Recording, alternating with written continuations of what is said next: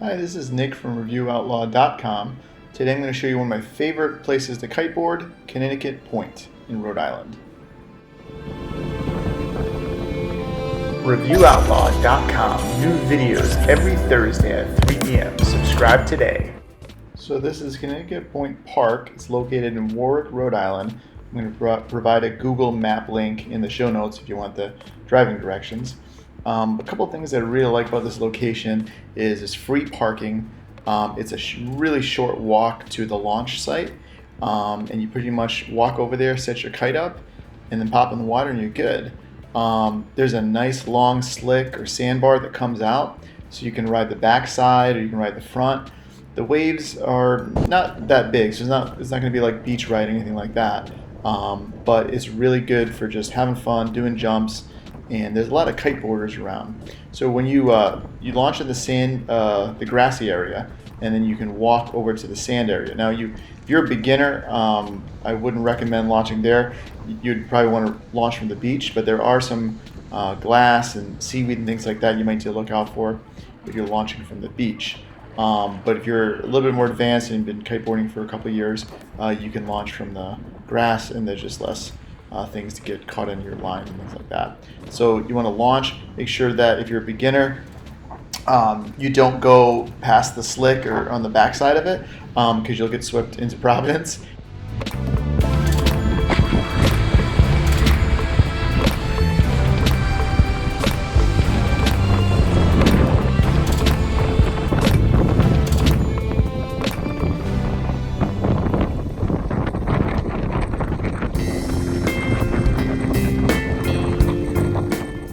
So most days the wind are pretty good. As it funnels into Narragansett Bay, it kind of pushes it right past this point here. So there's a lot of nice steady days for kite surfing. You do have those up and down days. You just gotta check iKitesurf app and kind of keep an eye on that. But usually about between 2 to 4 o'clock to 6 o'clock actually is kind of the best kite surfing time. There's not a lot of people on the beach, so it's a really great place to launch or land. There are a lot of kiteboarders during the summer, which is nice. So if you run into trouble, or you can keep an eye on each other, you have questions about the area or where to stay away from. There is a lighthouse further out, which I like to ride out to and loop around. And you can actually ride to the whole other side as well onto like Barrington area. There's not a lot of boat traffic, which is cool because there's this big sandbar slick all the way out to the lighthouse. Not a lot of boats go there because they run aground, so you don't really have to worry about boat traffic, which is nice. Again, jumping over the sandbar is a lot of fun, and that sandbar comes in, goes out quick. Now, there's a quick current, and people actually have died getting caught on the sandbar, and the water swept them out. So it is something you would be aware of, and just be safe. Summertime, there's no need to wear a wetsuit. If it gets fall or early spring, you probably need a wetsuit, but summertime, I don't find a need for it. There's a lot of friendly kiteboarders that show up, and it's a quick drive from most of Rhode Island, which I like. There's a couple of cons. Sometimes the fishermen are out there, so you're going to have to glide around them. Generally, they're on the back side, so if you ride the other side, it's no problem, and oftentimes you just stay out of the way. There's no issue there. The pollution level has been an issue in the past, something that you definitely don't want to swallow too much water because you are pretty close to Providence, but it has been cleaned up in recent years. Again, the backside, it's fun if you're a more advanced rider to ride that backside. You know the wind's going to be steady because it's super, super buttery smooth. This right here would be the other side, and then on the backside, as you can see the difference in the smooth water. It's just amazing. There's rocks on the launch site, so just be careful of that. Don't go too close to the shore, where you can get caught in those rocks. And the seaweed and glass are a couple of cons too, that if you drop your lines in the seaweed, it gets really messy.